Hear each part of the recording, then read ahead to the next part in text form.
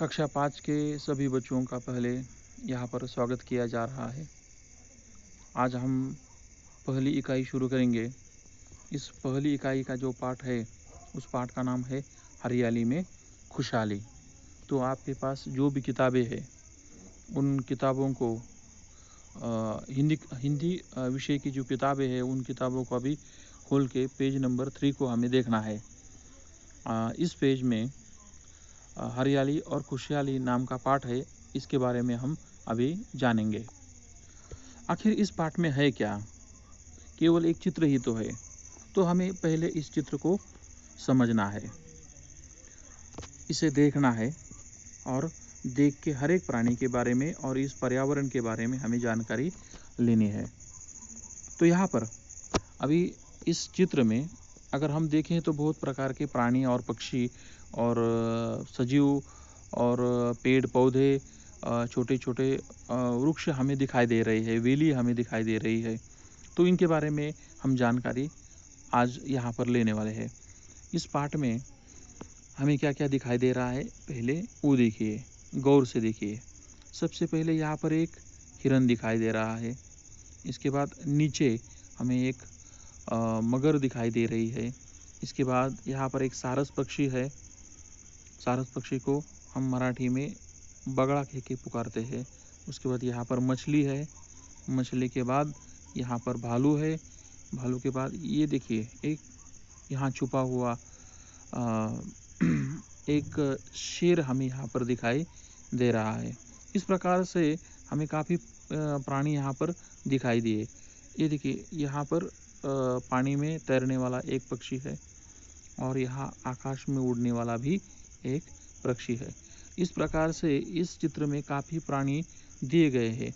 इन प्राणियों के बारे में हमें थोड़ा थोड़ा करके जानना है। इसके अलावा हम इस चित्र का वर्णन भी करेंगे। इस चित्र के वर्णन में पर्यावरण के बारे में भी हम जानकारी यहाँ पर लेने वाले हैं। पहले यहाँ पर देखिए, अभी यह पर्यावरण में यहाँ पर देखिए, ये प्रणाम, जल ही, यहाँ मछली क्या बोल रही है, जल ही जीवन है। यहाँ सारस पक्षी क्या बोल रहा है, नमस्कार। और यहाँ दो मेढक है, ये दो मेढक क्या बोल रहे हैं, आओ खेले। तो यहाँ से कैसे प्रश्न कैसे बन सकते हैं? तो नमस्कार कौन बोल रहा है? इस चित्र का नाम क्या है? तो यहाँ पर जल ही जीवन है। इसके बाद प्रणाम कौन बोल रहा है? पेड़ के नीचे कौन सा प्राणी है? सबसे बड़ा प्राणी कौन सा दिखाई दे रहा है? और यहाँ पर और कौन सा प्राणी हमें दिखाई दे रहा है? ऐसे छोटे छोटे सवाल पूछे जा सकते हैं क्वेश्चन पेपर में चित्र दिखाकर। तो हमें चित्र को गौर से देखना, यहाँ पर सीखना है। यहाँ पर पर्यावरण में इतने सारे प्राणी है, पक्षी है, सभी एक दूसरे पर निर्भर है और इन सभी पक्षियों का जीवन पर्यावरण के अंदर इसी पेड़ पौधे, जल और भूमि में इनका जीवन गुजर रहा है और ये ज़रूरी है। अगर पर्यावरण का समतोल रहा तो ये सारे प्राणी जीवित रहेंगे। अगर इनका समतोल नहीं रहा तो ये सारे प्राणी मर जाएंगे। तो हमने विज्ञान में पढ़ा होगा कि इनमें से एक भी प्राणी अगर कम हो जाता है तो जो जीवन की श्रृंखला है, ये श्रृंखला की एक कड़ी टूट जाती है। इस वजह से जीवन पनप नहीं सकता। तो यहाँ पर अगर ये सारस पक्षी है, यहाँ पर ये सारस पक्षी हमें दिखाई दे रहा है।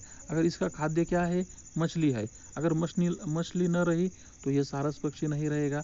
अगर सारस पक्षी न रहा तो ये मगर नहीं रहेगी। अगर ये मगर नहीं रहेगी तो इस पर ये और प्राणियों को खाकर उसे ख़त्म नहीं करेगा। बाकी मरने वाले जो प्राणी है, उन प्राणियों को ये खाकर उनकी जो गंदगी है वो साफ नहीं हो पाएगी।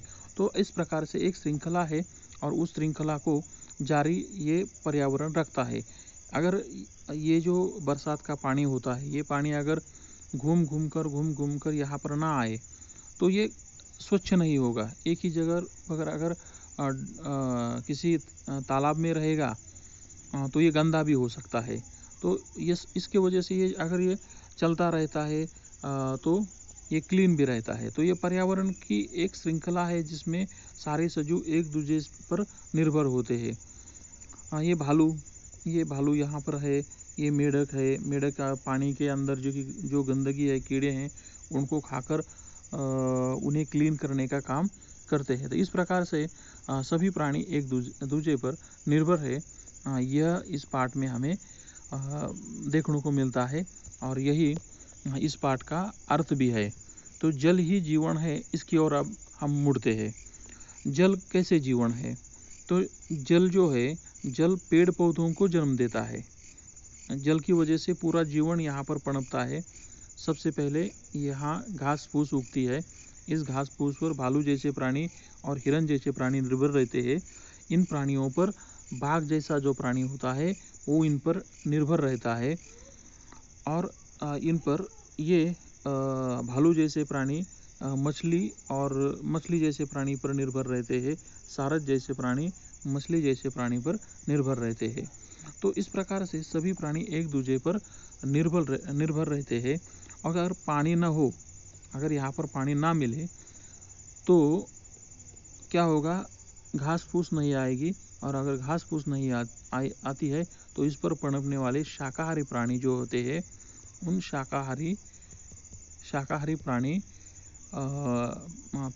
पनप नहीं पाएंगे और इस वजह से यहाँ पर जो उन पर निर्भर लोग होते हैं, जो इन पर निर्भर प्राणी होते हैं वो भी जीवित नहीं रह सकते थे सर।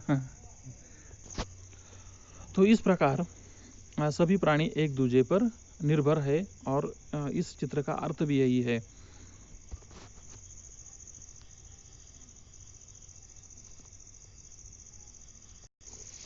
अभी मैं आपको कुछ कठिन शब्द बताता हूँ, तो आप ये एक एक करके इस कठिन शब्द को लिख लीजिए।